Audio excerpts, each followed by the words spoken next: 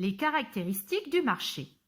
Le marché est un lieu physique ou virtuel où des offreurs proposent des produits ou des services à des clients dans le respect des règles nécessaires au bon fonctionnement de l'échange.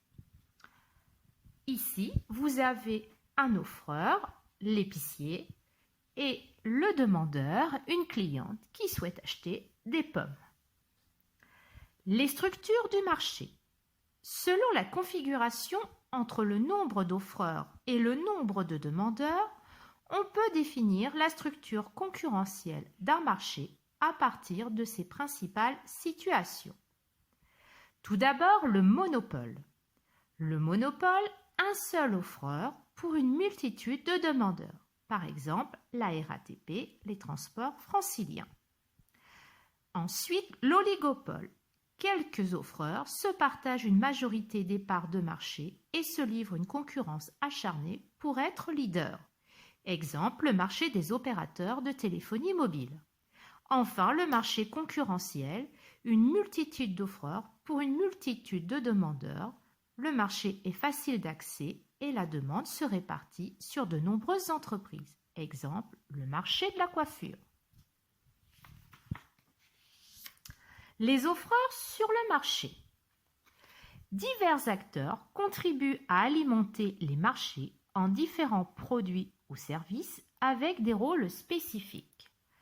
Les producteurs ou fabricants, ici un fabricant de confiserie, fabriquent les produits ou conçoivent les services et en assurant le cycle de production.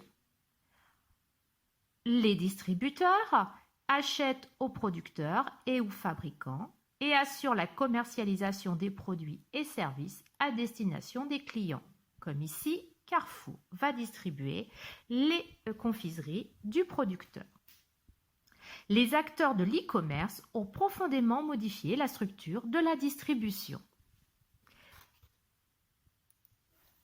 Les différents types de concurrence sur le marché.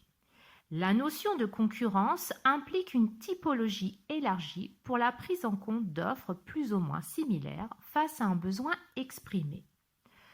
Tout d'abord, la concurrence directe.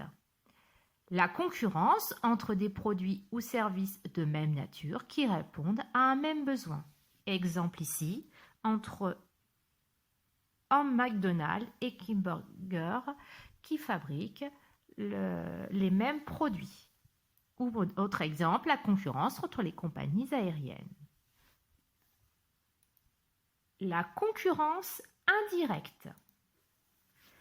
La concurrence indirecte, c'est une concurrence entre les produits ou services substituables pour répondre à un même besoin. Exemple, concurrence du train et de l'avion sur un même trajet. Autre exemple ici sur la vidéo, vous souhaitez déjeuner à l'extérieur, donc vous aurez le McDonald's qui va vous proposer des hamburgers ou Flunch qui va proposer divers plats, mais également des hamburgers. Enfin, la caractérisation de la position des concurrents. Selon ses parts de marché, l'entreprise occupe une place spécifique parmi ses concurrents. Première place, le leader. C'est lui qui détient la plus forte part de marché et qui occupe de ce fait la première place sur le marché. Il a pour objectif principal de rester le leader et doit donc tout mettre en œuvre pour asseoir sa notoriété et s'affirmer en termes d'innovation. Deuxième place, le challenger. Talonne le leader, ce qui l'incite à mettre en œuvre diverses actions afin de prendre sa place. Et enfin, le suiveur, il ne détient qu'une faible part de marché et ne peut que s'adapter aux évolutions du marché sur lequel il n'a aucune influence.